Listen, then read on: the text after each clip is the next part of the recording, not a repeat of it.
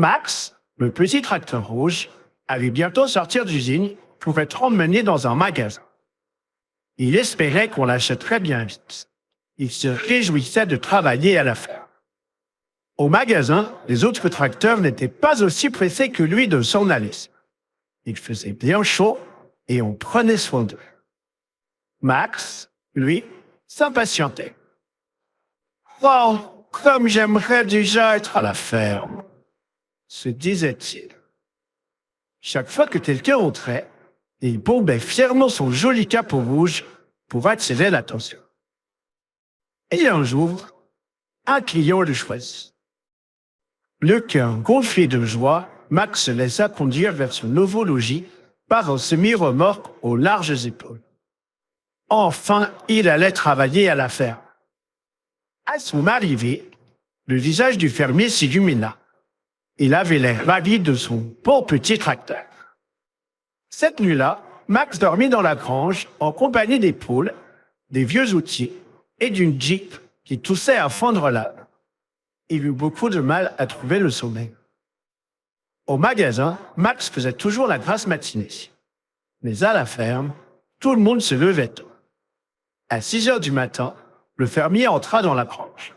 « En avant, toi !» dit-il en sautant sur le siège. « Montre-nous de quoi tu es capable. » En grommelant, Max se mit en route. On ne lui parlait pas sur ce ton au magasin. Au bout de quelques kilomètres, le fermier l'arrêta devant un champ. Avec un frisson, le petit tracteur contempla l'immense étendue de bois. Il pensait à sa belle couleur rouge qui allait être toute tachée. Mais le fermier ne se souciait pas des éclaboussures. Aujourd'hui, il avait décidé de la pourrir.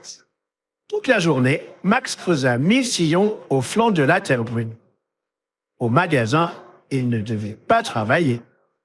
Mais il ne pouvait pas non plus faire ronfler son moteur, ni allumer ses phares, ni rouler jusqu'au bout du ciel bleu. À son retour, la vieille Jeep allait un peu mieux. « Tu as passé une bonne journée ?» lui demanda-t-elle. « Fatigante !»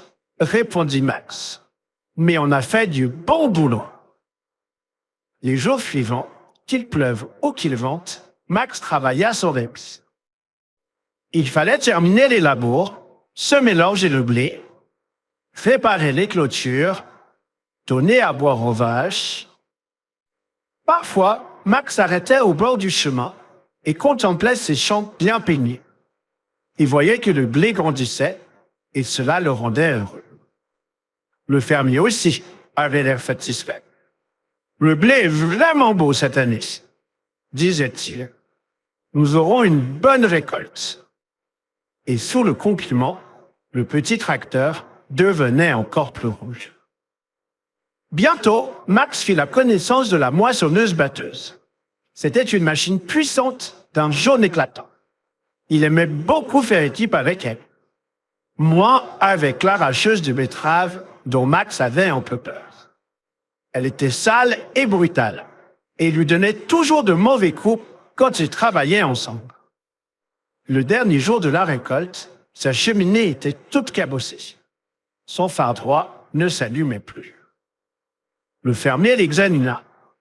« Il faut retourner au magasin », décréta-t-il. À ces mots, le petit tracteur rouge se mit à trembler. Il ne voulait pas retourner là-bas. Le fermier le gara devant la boutique et pénétra à l'intérieur. Le cœur de Max se mit à battre la chanade. Que s'y passait-il? Il comprit bien vite qu'il n'avait pas de raison d'avoir peur. Quand Max fit son entrée dans la cour de la ferme, son petit cœur de tracteur débordait de joie. Il était de retour. La première neige de l'hiver s'était mise à tomber. Un à un, les flocons se posaient sur son toit. Alors, il ferma les yeux de bonheur et sourit.